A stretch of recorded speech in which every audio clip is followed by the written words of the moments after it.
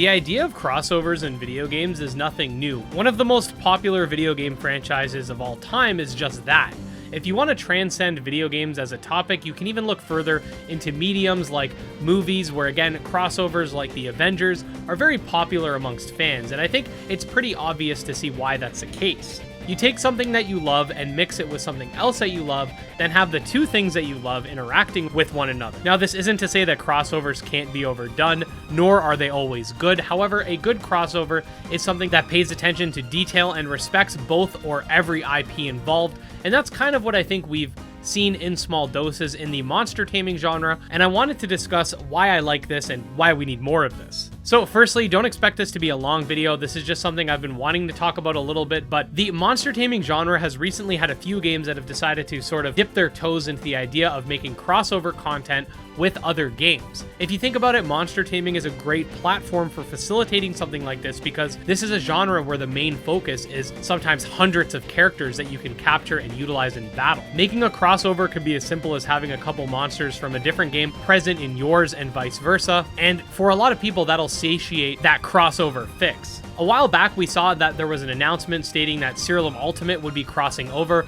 with Monster Sanctuary, Monster Crown, and Coromon, and each of these games, minus Coromon, would have in it a monster from one of the other games. So basically, Siralim Ultimate included a monster from each title, and each of those titles included a monster from Siralim Ultimate. This was a pretty cool development. However, I think that one game that really took this to the next level was Abomi Nation, which is a monster taming roguelike title that had a crossover with a non-monster taming game called Bug Fables. But more recently, during our Monster Taming Direct, announced that the game would also be doing a crossover with Disc Creatures and Disc Creatures World, which is an upcoming sequel for Disc Creatures, and that creatures from those games would make their way into the Abomi Nation universe as Abomi. This was likely made more easy to facilitate because all three of the games in question are under the same publisher, that being Dangan Entertainment, and this video is sort of to touch on why I think we should see more of this, and maybe even in a best case scenario, see crossovers between games from differing publishers as well. So there are a few reasons why I think this is beneficial. The first and most obvious is that it allows both games to capture the audience of the other game.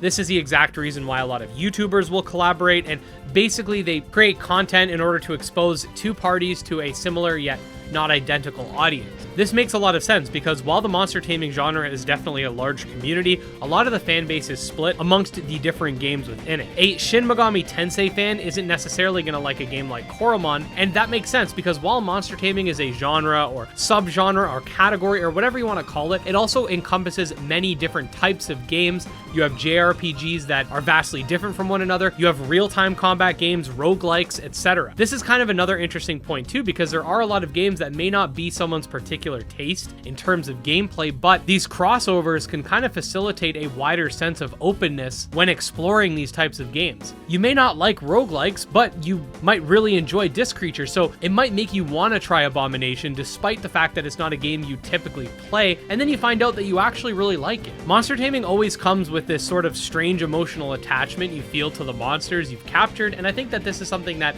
could benefit titles that do cross over. Even if it turns out that you don't like the other game, maybe you see some monsters in that game that you didn't really enjoy, but you did really like their designs, and those monsters do appear in another game that is more situated to your playstyle. This is sort of like the Digimon versus Pokemon thing, where when we were all kids, we would have loved to see some sort of crossover between the two, and with so many indie developers that have a lot more control over their IPs than these large companies actually do, we are starting to see stuff kind of like that, and it might also have the added benefit of attracting a more widespread appeal, because again, it goes back to the whole idea of what if these games crossed over, and while we might not be talking about Pokemon and Digimon, it might open the eyes of a lot of people to the fact that these other games exist and are doing things that people wish those franchises would do. Lastly, and this is obvious, but it's just something that's really cool for the fans. In a world where video games are becoming more and more monetized, and instead of trying to make the best games, people are trying to use psychology in order to make people shell out extra money in increments, it's nice to see that in the indie scene, there are still a lot of games that are dedicated to just making good games, and a lot of them do get rewarded for just having good games. If anyone is going to be driven by the desire to make something fun for their fans, it would most likely be indie developers whom in general care deeply for their audiences. But with that said, what types of crossovers would I like to see? I mean, obviously the sky's the limit here in terms of games that I think could make for really cool crossovers. I think Coromon and Cassette Beast could be pretty cool because Coromon 2 is apparently supposed to take place, at least in part, in space, and a lot of the cassette piece designs look very strange and kind of out there. The art styles also, I think, do mesh together really well. You could also throw Nexomon and Lumentale into the mix here.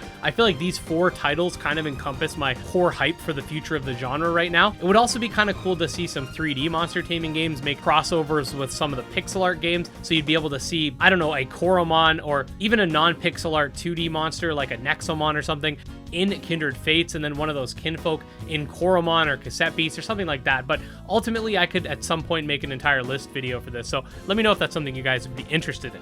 Anyways, I think the execution of these crossovers would be integral as well, because simply plopping in some of these monsters, while in and of itself could be really cool in a game like Abomi Nation, where the game's essentially a roguelike that features randomization as a main forte, I think that more traditional RPG style games like Coromon or Nexomon should maybe have some sort of special dungeon or area for these crossover monsters where you encounter them in some sort of special way.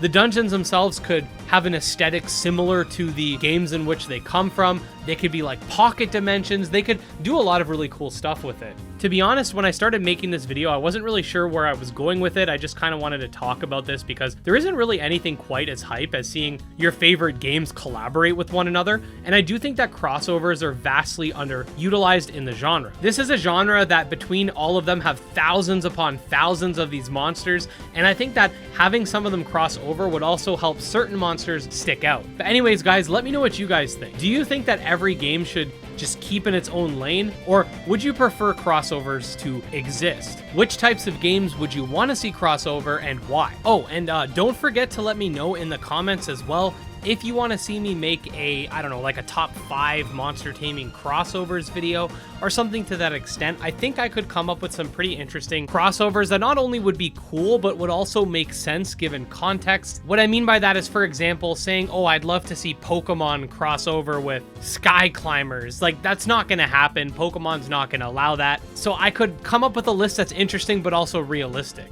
Leave your comment down below, and if you do enjoy monster taming games, you want to stay up to date on the genre, definitely like and subscribe. You can check out my Twitter, Discord, and Patreon. Also want to say special thanks to the patrons, especially Jim Hamilton, Dro Ghost, Dark Persona, and Exodus, and we'll see you guys next time. Peace.